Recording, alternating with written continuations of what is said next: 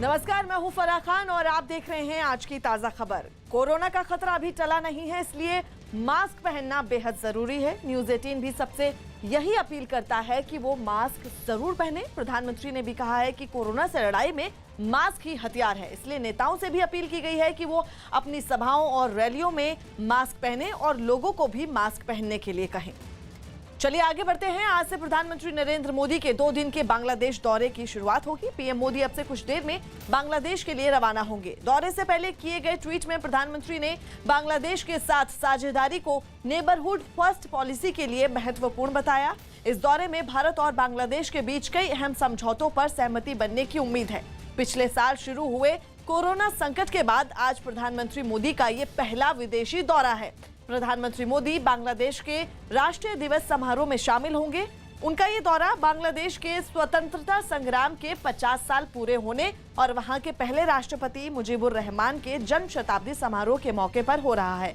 आपको बता दें, प्रधानमंत्री मोदी ढाका के नेशनल परेड ग्राउंड में भाषण भी देंगे और 2 दिन के दौरे में प्रधानमंत्री मोदी 51 शक्तिपीठों में एक जशोरेश्वरी शक्तिपीठ भी जाएंगे। पीएम मोदी ओराकांडी में भी मथुआ समुदाय के प्रतिनिधियों से मुलाकात करेंगे और मथुआ समुदाय से जुड़े मंदिर भी जाएंगे। कोशिश ये है कि इस विजिट के दौरान बांग्लादेश इंडिया रिलेशनशिप को हम और आगे लेना चाह रहे हैं। अगले 50 इयर्स के सोच में अगले 50 इयर्स में क्या ड्राइवर्स होंगे, आर्थिक कोऑपरेशन से, इकोनॉमिक कोऑपरेशन, ट्रेड से, इन्वेस्टमेंट से कैसे हम इस रिलेशनशिप को और आगे बढ़ा सकते हैं। 2 दिन के दौरे पर बांग्लादेश रवाना होने से पहले प्रधानमंत्री ने एक बयान जारी कर अपने दौरे की अहमियत बताई। न्यूज 18 के अमिताभ सिन्हा की रिपोर्ट है कि पिछले साल शुरू हुए कोरोना संकट के बाद प्रधानमंत्री का यह पहला विदेश दौरा होगा, जिस पर प्रधानमंत्री ने खुशी जताते हुए दोनों देशों के बीच सांस्कृतिक संबंधों के मजबूत होने की उम्मीद जताई। बांग्लादेश में प्रधानमंत्री नरेंद्र मोदी वहां के पहले राष्ट्रपति शेख मुजीबुर रहमान के जन्म शताब्दी समारोह में हिस्सा लेंगे और अपने बयान में उन्होंने बांग्लादेश के लिए शेख मुजीबुर रहमान के योगदान का भी जिक्र किया। इसके अलावा प्रधानमंत्री ने जानकारी दी कि वो बांग्लादेश में स्थित प्राचीन जशोरेश्वरी मंदिर में के दर्शन भी करेंगे, जो 51 शक्तिपीठ में एक है। मुंबई से बड़ी खबर आ रही है। वहां भांडुप इलाके में मौजूद एक मॉल की 3री मंजिल पर चल रहे एक अस्पताल में देर रात शॉर्ट सर्किट की वजह से भीषण आग लग गई। इस हादसे में 2 लोगों की मौत हो गई। आपको बता दें, हादसे के वक्त अस्पताल में कई मरीज इलाज करवा रहे थे, जिनमें ज्यादातर कोरोना के मरीज थे। बताया गया कि आग लगने के बाद अस्पताल के अंदर धुआं भर गया था। फौरन घटना की जानकारी पुलिस और फायर ब्रिगेड को दी गई, जिसके बाद फायर ब्रिगेड की कई गाड़ियां वहां पहुंचकर आग बुझाने में जुट गई और साथ ही फायर ब्रिगेड ने अस्पताल में फंसे लोगों को सुरक्षित बाहर निकालने के लिए रेस्क्यू ऑपरेशन चलाया। कईयों को क्रेन की मदद से बाहर निकाला गया। खबर यह भी सामने आई कि वहां दोबारा आग भड़क गई, जिसे वक्त रहते फायर ब्रिगेड की टीम ने बुझा लिया। और ये सीधी तस्वीरें हम आपको दिखा रहे हैं। प्रधानमंत्री मोदी अपने बांग्लादेश दौरे के लिए निकल रहे हैं और ये कोरोना संकट के बाद ये पहला उनका विदेश दौरा है। आपको बता दें, प्रधानमंत्री मोदी बांग्लादेश दौरे पर निकल रहे हैं। सीधी तस्वीरें हम आपको दिखा रहे हैं और उन्होंने ट्वीट भी किया और नेबरहुड के लिए इस दौरे को काफी अहम बताया। कई समझौतों की उम्मीद है इस दौरे से और प्रधानमंत्री की सीधी तस्वीरें हम आपको दिखा रहे हैं और प्रधानमंत्री मोदी अपने बांग्लादेश दौरे के लिए रवाना हो रहे हैं। कई समझौतों की उम्मीद है और काफी महत्वपूर्ण ये दौरा माना जा रहा है। और आपको बता दें, प्रधानमंत्री मोदी 51 शक्तिपीठों में एक जशोरेश्वरी शक्तिपीठ भी जाएंगे अपने इस दौरे में और पीएम मोदी ओराकांडी में मथुआ समुदाय के प्रतिनिधियों से भी मुलाकात करेंगे। और ये सीधी तस्वीरें प्रधानमंत्री मोदी की बेहद खास तस्वीरें। कोरोना संकट के दौरान ये प्रधानमंत्री मोदी का पहला दौरा और सीधी तस्वीरें हम आपको दिखा रहे हैं प्रधानमंत्री मोदी का ये बांग्लादेश दौरा। अपने 2 दिन के दौरे पे प्रधानमंत्री मोदी रवाना होते हुए सीधी तस्वीरें, काफी महत्वपूर्ण तस्वीरें हम आपको दिखा रहे हैं और कई मायनों में ये समझौता, ये दौरा अहम माना जा रहा है।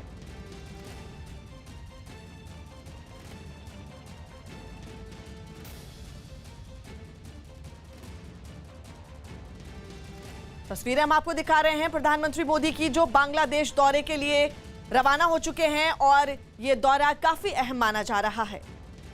चलिए आगे बढ़ते हैं। अमेरिका में अगले 100 दिन में रोहतक में कृषि सुधार कानूनों का विरोध कर रहे किसानों ने पूर्व केंद्रीय मंत्री चौधरी बीरेंद्र सिंह के जन्मदिन के कार्यक्रम में हंगामा कर दिया। इस कार्यक्रम को नाम दिया गया संवाद से समाधान, जिसका मकसद था किसानों और सरकार के बीच बातचीत का रास्ता खोलना। लेकिन किसानों को जैसे ही इस बारे में पता चला, उन्होंने हंगामा करना शुरू कर दिया। उन्होंने एक स्कूटर जिस पर चौधरी बीरेंद्र सिंह के पोस्टर लगे थे, उस पर अपना सारा गुस्सा उतार दिया। किसानों ने पहले स्कूटर पर लगे पोस्टर फाड़े और फिर उसे सड़क पर गिरा दिया। इन लोगों ने अपना विरोध जताने के लिए काले झंडे लेकर प्रदर्शन किया। उन्होंने सड़क पर दौड़ते हुए कुछ मोटरसाइकिलों को भी गिरा दिया और भाग गए। ये बवाल यही नहीं रुका, बल्कि किसान उस जगह के बाहर इकट्ठा हो गए जहां चौधरी बीरेंद्र सिंह के जन्मदिन के मौके पर कार्यक्रम का आयोजन किया गया था। उन्होंने वहां खूब नारे लगाए। प्रदर्शन करने वाले किसान कृषि सुधार कानूनों के मुद्दे पर चौधरी बीरेंद्र सिंह के रुख से नाराज दिखे और इस माहौल में उनके जन्मदिन के कार्यक्रम के आयोजन पर भड़क गए। 300 किसानों की हमारी संघर्ष में शहीद हो गए और ये जन्मदिन मना रहे हैं यहाँ। हालांकि इस कार्यक्रम के पीछे मंशा ये थी कि किसानों और सरकार के बीच रुके हुए संवाद को फिर से शुरू करने का रास्ता ढूंढा जाए। अमेरिका में अगले 100 दिन में 20 करोड़ कोरोना के टीके लगाए जाएंगे। अमेरिका के राष्ट्रपति जो बाइडेन ने अगले 100 दिन में 20 करोड़ लोगों को कोरोना वैक्सीन लगाने के लक्ष्य का ऐलान किया। I hope to get 100 million shots in people's arms in my first 100 days. Srinagar में डल झील के किनारे पर जबरवान पहाड़ियों की गोद में मौजूद एशिया के सबसे बड़े ट्यूलिप गार्डन को आम लोगों और सैलानियों के लिए खोल दिया गया। इस गार्डन में इस बार 62 प्रजातियों के 15 लाख फूल और पौधे लगाए गए हैं। वाराणसी में रंग भरी एकादशी के मौके पर मणिकर्णिका घाट पर बने शमशान पर जुटे काशी विश्वनाथ के भक्तों ने सदियों पुरानी परंपरा के अनुसार चिता की राख से होली खेली। दिल्ली के इंद्रपुरी इलाके में पुलिस ने वरुण अरोड़ा नाम के एक आदमी को मौत की साजिश रचने के आरोप में गिरफ्तार कर लिया। आरोप है कि उसने अपनी पत्नी, सास ससुर और साली को थैलियम नाम का जहर देकर उन्हें मारने की साजिश रची। बताया गया कि उसने इस पूरी घटना को इराक के पूर्व तानाशाह सद्दाम हुसैन से प्रेरित होकर अंजाम दिया। इंटरनेट के माध्यम से उसने देखी थी कि सद्दाम हुसैन ने किस तरह से अपने राजनीतिक विरोधियों को मारने के लिए ये प्लान बनाकर इस तरह से स्लो पॉइजन दिया था। आरोप है कि उसने 31 जनवरी को मछली में जहर मिलाकर पूरे परिवार को खिलाया था, जिससे उसकी सास और साली की मौत हो गई थी। वो कहते हैं मैं आप लोगों के लिए फिश बना के ला रहा हूँ, मैं बहुत बढ़िया कुक करता हूँ, आप जरूर खाइएगा। बिहार के समस्तीपुर में गैस सिलेंडर फटने से लगी आग में आस पड़ोस के 5 मकान जलकर राख हो गए, जिससे इलाके में अफरा तफरी का माहौल बन गया। राजस्थान के अजमेर में सेंट्रल जेल में बंद महिला कैदियों को जेल अधिकारियों और कर्मचारियों ने गुलाल लगाकर उनके साथ होली खेली। भारत और इंग्लैंड के बीच दूसरा वनडे मैच दोपहर 1:30 बजे से शुरू होगा। ये मैच पुणे में खेला जाएगा। टीम इंडिया 3 मैचों की सीरीज में 1-0 से आगे है। कंधे की चोट की वजह से वनडे टीम से बाहर हुए श्रेयस अय्यर अब आईपीएल से भी बाहर हो गए। ऐसे में दिल्ली कैपिटल की कप्तानी कोई और करता हुआ नजर आएगा। टोक्यो ओलंपिक की 121 दिवसीय टॉर्च रिले गुरुवार को शुरू हो गई। रिले की शुरुआत फुकुशिमा से हुई, जो 47 शहरों से होकर गुजरेगी और 23 जुलाई को टोक्यो में उद्घाटन समारोह के साथ समाप्त होगी। गृहमंत्री अमित शाह आज असम में 3 चुनावी रैलियां करेंगे। सबसे पहले अमित शाह असम के कामरूप जिले के कमालपुर में जनसभा को संबोधित करेंगे। इसके बाद उनकी मोरीगांव में चुनावी रैली होगी और शाम को 7:30 बजे अमित शाह कछार जिले के सिलचर में चुनावी रैली करेंगे। तो वहीं बीजेपी अध्यक्ष जेपी नड्डा आज तमिलनाडु दौरे पर रहेंगे। नड्डा तमिलनाडु में 2 रैली और 1 रोड शो करेंगे।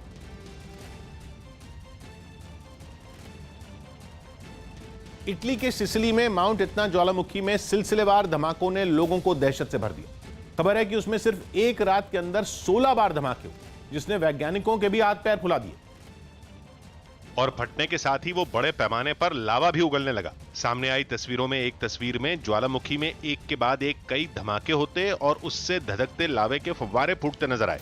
धमाकों की वजह से खौलता लावा कई फीट ऊपर आसमान तक उठता और फिर नीचे गिरता नजर आया, जिसे देखकर ऐसा लगा मानो वहां अंगारों की बारिश हो रही हो।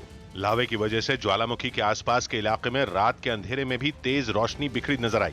बताया गया कि यूरोप के सबसे सक्रिय ज्वालामुखी से निकलने वाला धुआं और गैस 6 किलोमीटर के दायरे में फैल गई थी और ये पूरा मंजर काफी दूर से देखा जा सकता था। महाराष्ट्र के फोन टैपिंग मामले में बड़ी खबर आ रही है। न्यूज 18 के अभिषेक पांडे की खबर है कि महाराष्ट्र के मुख्य सचिव ने मुख्यमंत्री उद्धव ठाकरे को फोन टैपिंग मामले की रिपोर्ट सौंप दी है। सूत्रों के मुताबिक रिपोर्ट में ऑफिशियल सीक्रेट एक्ट के तहत आईपीएस अधिकारी रश्मि शुक्ला पर कार्रवाई की सिफारिश की गई है। रिपोर्ट में रश्मि शुक्ला के दफ्तर से टॉप सीक्रेट डेटा कॉपी किए जाने का आरोप है, जिसे गंभीर मानते हुए उन पर कार्रवाई की सिफारिश की गई है। दिल्ली में पानी की कमी के मुद्दे पर सुप्रीम कोर्ट ने पंजाब सरकार को नोटिस जारी किया। न्यूज 18 के एहतशाम खान की रिपोर्ट है कि सुप्रीम कोर्ट ने पंजाब सरकार और भाखड़ा ब्यास मैनेजमेंट बोर्ड को नोटिस जारी कर दिल्ली में पानी की सप्लाई को बरकरार रखने का आदेश दिया। इस मामले में दिल्ली सरकार ने सुप्रीम कोर्ट में शिकायत की थी कि यमुना नदी में 25% तक कम पानी छोड़ा जा रहा है, जिससे यमुना का जलस्तर गिर चुका है और दिल्ली में पानी की कमी हो रही है। दिल्ली सरकार ने कोर्ट को यह भी बताया कि पंजाब में भाखड़ा डैम पर मरम्मत का कुछ काम चल रहा है, जिसे गर्मियों के मौसम में करने की जरूरत नहीं है। इस पर सुप्रीम कोर्ट ने पंजाब सरकार को नोटिस जारी कर पूछा कि मरम्मत का काम जरूरी है या इसे टाला भी जा सकता है। इस मामले में कल फिर सुनवाई होगी और तब तक यमुना में पानी की सप्लाई पहले जैसी रखने के आदेश जारी किए गए। 24 घंटे में कोरोना मरीजों का आंकड़ा 50,000 को पार कर गया। देश में इस साल कोरोना के मामलों का आंकड़ा एक दिन में 50,000 पार कर गया। करीब 5 महीने बाद ऐसा पहली बार हुआ। 24 घंटों में 53,476 मामले दर्ज किए गए। एक दिन पहले 47,262 कोरोना केस सामने आए थे। अंजुम मुदगिल, गायत्री और श्रेया सक्सेना की टीम ने शूटिंग वर्ल्ड कप में सिल्वर मेडल जीता। इस टीम ने 50 मीटर राइफल 3 पोजीशन में यह कामयाबी हासिल की। फिल्म बंटी और बबली 2 की रिलीज की तारीख टाल दी गई। खबर है कि बढ़ रहे कोरोना मामलों की वजह से यह फैसला लिया गया ताकि फिल्म को आर्थिक नुकसान न हो। पहले यह फिल्म 23 अप्रैल को रिलीज होनी थी। सुप्रीम कोर्ट ने तिहाड़ जेल में लगे सीसीटीवी कैमरों पर जानकारी मांगी। साथ ही बैन की गई चीजों की जेल में सप्लाई होने की खबरों पर भी जवाब मांगा। कोर्ट में एक पुराने मामले की सुनवाई के दौरान यह मुद्दा उठा, जिसमें दावा किया गया कि तिहाड़ जेल में कई जगह सीसीटीवी नहीं लगे। साथ ही यह भी बताया गया कि वहां सीसीटीवी वीडियो रिकॉर्डिंग सिर्फ 4 दिनों तक सुरक्षित रखी जाती है। इससे पहले सुप्रीम कोर्ट ने हर जेल और थाने में सीसीटीवी कैमरे लगाने और उनकी वीडियो रिकॉर्डिंग 6 महीने तक संभाल कर रखने का आदेश दिया था। ईडी ने जम्मू कश्मीर की पूर्व मुख्यमंत्री महबूबा मुफ्ती से मनी लॉन्ड्रिंग मामले में पूछताछ की, जिस पर वहां सियासत शुरू हो गई। मनी लॉन्ड्रिंग केस में नाम आने के बाद ईडी ने उन्हें पूछताछ के लिए बुलाया था। महबूबा मुफ्ती को समन जारी किया गया था एनफोर्समेंट डायरेक्टरेट की तरफ से और वो आज यहां पे पहुंची हैं। हालांकि महबूबा मुफ्ती ने इसे सियासी कार्रवाई बताते हुए केंद्र सरकार पर जमकर निशाना साधा। इसके जवाब में बीजेपी ने उन पर ही गंभीर सवाल उठा दिए। एक स्टेट का मुख्यमंत्री अपनी ही स्टेट में इस प्रकार की गतिविधियां करे तो निश्चय ही चिंता का विषय है। गुजरात में कोरोना के नए मामलों ने रफ्तार पकड़ ली है। पिछले 24 घंटे में राज्य में कोरोना के 1961 नए मामले सामने आए, जो एक दिन में अब तक के सबसे ज्यादा मामले रहे। आपको बता दें, पिछले 24 घंटों में गुजरात में कोरोना की वजह से 7 लोगों की मौत हुई है। सूरत में पिछले 24 घंटे में 628 केस सामने आए, जबकि दूसरे नंबर पर पुणे रहा, जहां 24 घंटों में कोरोना के 558 नए केस सामने आए। राजस्थान के सिरोही से हैरान कर देने वाला एक वीडियो सामने आया, जिसमें एक तहसीलदार ने रिश्वत के आरोप में पकड़े जाने के डर से 20 लाख रुपयों की गड्डियों में आग लगा दी। ऐसा उसने तब किया जब उसके खिलाफ सबूत मिलने के बाद एसीबी यानी एंटी करप्शन ब्यूरो की टीम उसके घर छापेमारी करने पहुंची।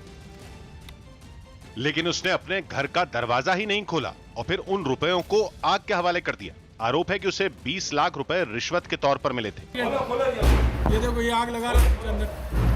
एसीबी की टीम उसके रसोई घर की खिड़की के बाहर खड़ी हो गई, क्योंकि वो वहीं चूल्हे पर इन रुपयों में आग लगा रहा था। उसे ऐसा करने से रोकने की कई बार कोशिश की गई। आप ये आदमी हो, लोग रगड़ के ले जाएंगे, रगड़ के। लेकिन जब बात नहीं बनी तो उन्होंने रसोई घर की खिड़की के शीशे तोड़ दिए। वहीं आरोपी तहसीलदार रुपयों में आग लगाने की बात से इनकार करता रहा। चाय बनाओ।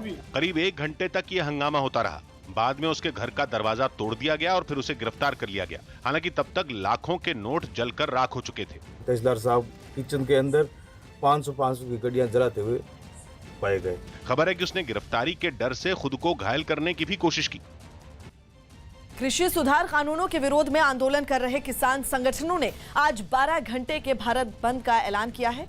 आंदोलन के 4 महीने पूरे होने पर भी मांगे नहीं माने जाने के विरोध में ये बंद बुलाया गया है। आपको बता दें, सुबह 6 बजे से शुरू हुए किसानों के बंद की वजह से जरूरी काम के लिए निकले लोगों को परेशानी का सामना करना पड़ सकता है, क्योंकि किसान संगठनों ने सड़क और रेल यातायात ठप करने का ऐलान किया है। तो वहीं दिल्ली पुलिस ने लोगों को बंद के दौरान परेशानी से बचाने के लिए पेट्रोलिंग बढ़ाने का दावा किया है।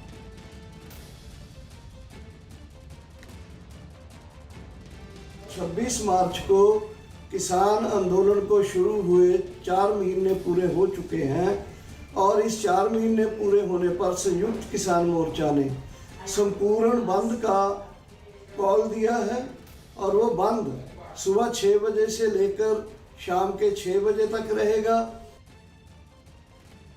हमारे जो पीसीआर के पेट्रोलिंग वैन्स, पूरे थानों के motorcycles, patrolling motorcycles, QRT vehicles और ईआरवी व्हीकल्स, ये पुलिस स्टाफ के साथ ये पेट्रोलिंग करेंगे इलाके में, और ताकि कोई भी हिंसा या कोई भी उपद्रव की घटना ना हो सके।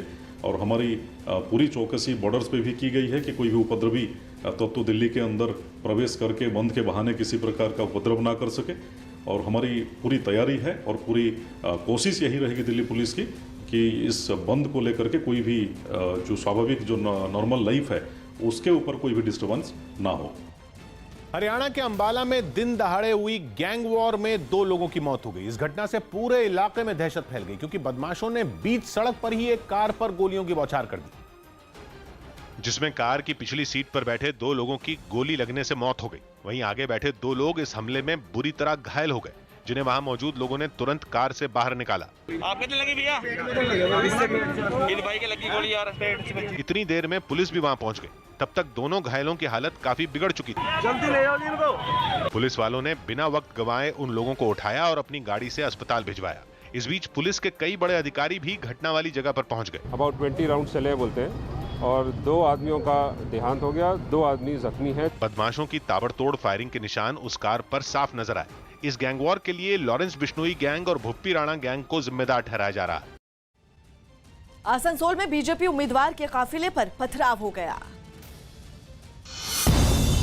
पश्चिम बंगाल के आसनसोल में पहले चरण के लिए चुनाव प्रचार के आखिरी दिन बीजेपी उम्मीदवार के काफिले पर कुछ लोगों ने पथराव कर दिया।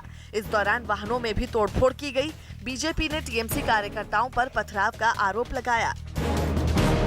अयोध्या के संत योग गुरु महेश योगी ने 1.5 घंटे के दौरान सरयू में 2778 डुबकी लगाकर नया कीर्तिमान बना डाला। दिल्ली के टिकरी बॉर्डर पर भटिंडा से आए एक किसान का शव मिलने से सनसनी फैल गई, जिसके बाद पुलिस ने हत्या का केस दर्ज कर मामले की जांच शुरू कर दी। तमिलनाडु के सीएम ई.के. पलनीस्वामी ने मैलूर में चुनाव प्रचार किया, जिसमें काफी भीड़ उमड़ी। देश में कोरोना के बढ़ते मामलों को ध्यान में रखते हुए नोएडा में भी प्रशासन ने बॉर्डर के इलाकों में रैंडम कोरोना टेस्टिंग की शुरुआत कर दी। यूपी के आगरा में एक लड़की ने किसी और जगह शादी करने जा रहे अपने प्रेमी पर तेजाब फेंक दिया, जिससे बुरी तरह झुलसे लड़के की अस्पताल में इलाज के दौरान मौत हो गई। इंग्लैंड की वनडे टीम के कप्तान इयॉन मॉर्गल चोटिल होने की वजह से भारत के खिलाफ सीरीज के बाकी बचे 2 मुकाबलों में नहीं खेल सकेंगे। उनकी जगह जॉस बटलर इंग्लैंड की कप्तानी संभालेंगे। महाराष्ट्र में पिछले 24 घंटे में 35,952 कोरोना मामले सामने आए, जबकि 111 लोगों की मौत हो गई। बिहार के फारबिसगंज में सामान से लदे एक ट्रक में भीषण आग लगने से इलाके में अफरा तफरी मच गई।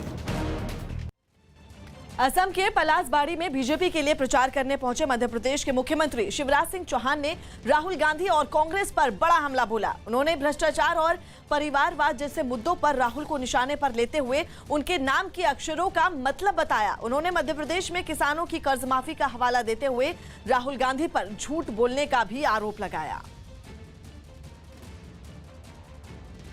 RAHUL राहुल, R से रिजेक्टेड।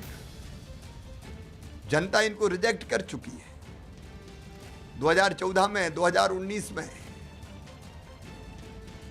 ए से एब्सेंट माइंड, मुद्दों की परख ही नहीं है। देश में कभी कोई बड़ी समस्या आई और कभी कुछ बोलना हुआ तो पता चला राहुल देश से विदेश भाग गए। कहाँ जाते ये भी पता नहीं चलता। ऐसे होपलेस, किसी को उम्मीद ही नहीं कि कुछ करेंगे, पार्टी को भी नहीं। G23 ग्रुप ही अलग हो गया, न जनता को उम्मीद है न पार्टी को होप है, और यू से यूजलेस, किसी काम के नहीं है। समुद्र में गोता लगाते लगाते मछली मंत्रालय की बात करने लगते हैं जो 3 साल पहले ही बन चुका है। और एल से लायर, रोज झूठ बोलते हैं, चुनाव जब आता जाते झूठ बोले आते हैं। अब ऐसे राहुल ना तो कांग्रेस की नाव के पतवार बन सकते हैं, ना जनता के विकास की कश्ती खे सकते हैं। देश में कोरोना वायरस के नए वेरिएंट मिलने के बाद कई राज्यों ने उनसे निपटने के लिए कोरोना जांच तेज कर दी। नए वेरिएंट के सबसे ज्यादा मरीजों का पता महाराष्ट्र में चला।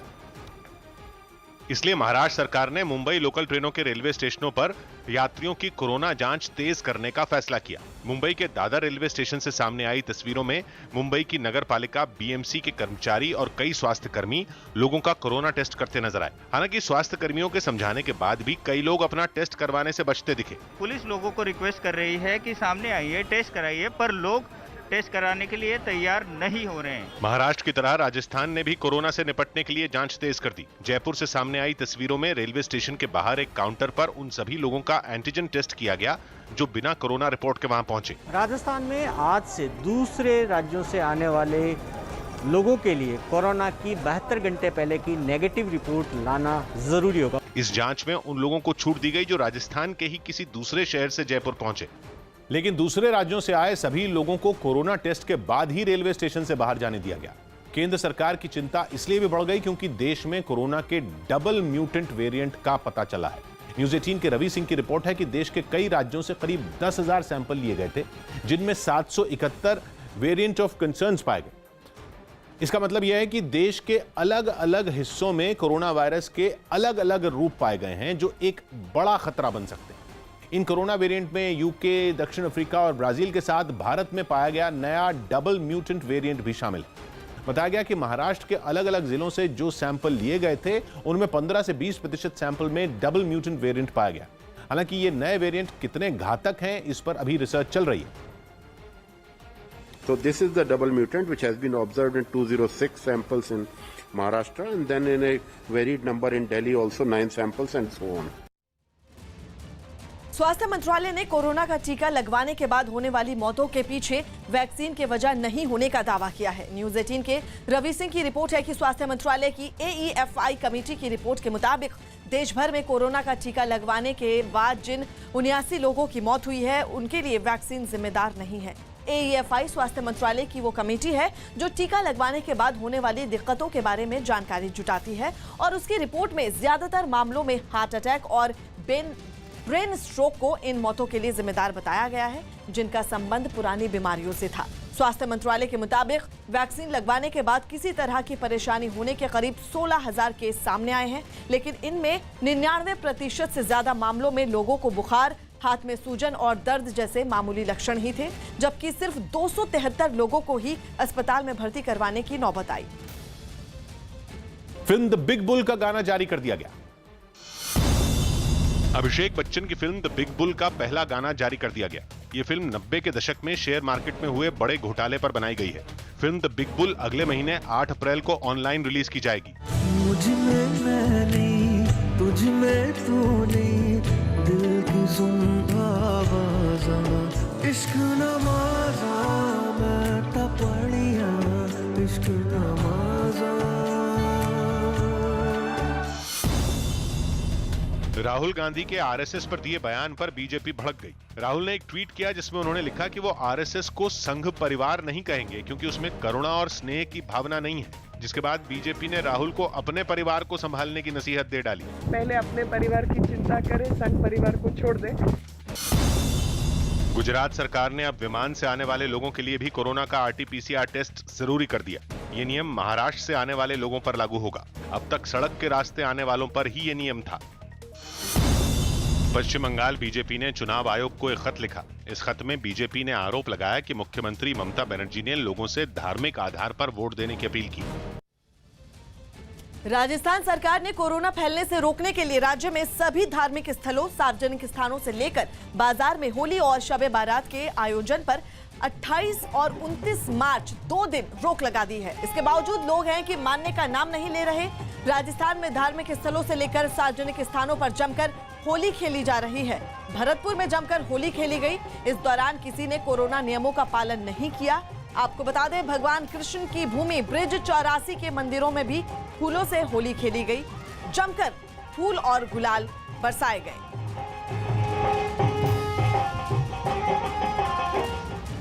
बाढ़ का कहर झेल रहे ऑस्ट्रेलिया के न्यू साउथ वेल्स राज्य में बारिश के कम होने और कई इलाकों में पानी सूखने के बाद साफ सफाई का काम तो शुरू हो गया, लेकिन वहां के मौसम विभाग ने चेतावनी दी है कि राज्य के ऊपर से खतरे के काले बादल अब भी हटे नहीं हैं।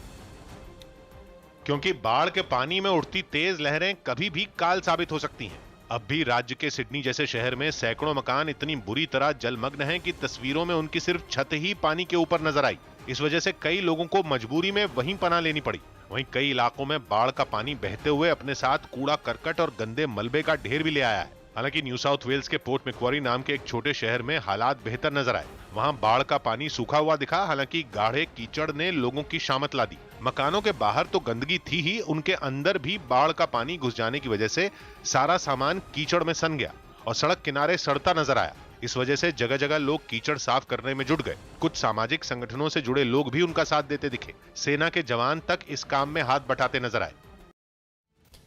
बड़ी खबर आ रही है उत्तर प्रदेश से। योगी कैबिनेट की बैठक में कानपुर और वाराणसी में कमिश्नरेट सिस्टम के प्रस्ताव को मंजूरी दे दी गई है। इससे पहले जनवरी 2020 में गौतम बुद्ध नगर और लखनऊ में कमिश्नरेट सिस्टम की शुरुआत की गई थी। इसके अलावा योगी कैबिनेट की बैठक में कुल 21 प्रस्तावों को मंजूरी दी गई। पटना में एक सड़क हादसे में 2 लोगों की मौत के बाद आसपास के लोगों का गुस्सा भड़क गया और उन्होंने हंगामा और आगजनी शुरू कर दी। आरोप है कि मोटरसाइकिल पर सवार पति पत्नी को पीछे से आ रहे एक ट्रक ने जोरदार टक्कर मार दी, जिसमें दोनों की मौत हो गई। इस घटना के बाद वहां मौजूद लोगों ने सड़क जाम कर दी। जिस ट्रक से यह हादसा हुआ था, गुस्साई भीड़ ने उसे भी आग के हवाले कर दिया। घटना की सूचना पर दमकल की एक गाड़ी वहां पहुंची और बीच सड़क पर जल रहे ट्रक को बुझाने का काम शुरू किया गया। मामला बढ़ता देख पुलिस का पूरा अमला भी वहां पहुंच गया, जिसके बाद पुलिस वाले गुस्साई भीड़ को शांत कराने में जुट गए। ट्रक वाले ने टक्कर मार दी है और भीड़ ने फिर आग लगा दी है ट्रक में। हंगामे की वजह से सड़क पर लंबा ट्रैफिक जाम लग गया, जिसकी वजह से लोगों को दिक्कतों का सामना करना पड़ा।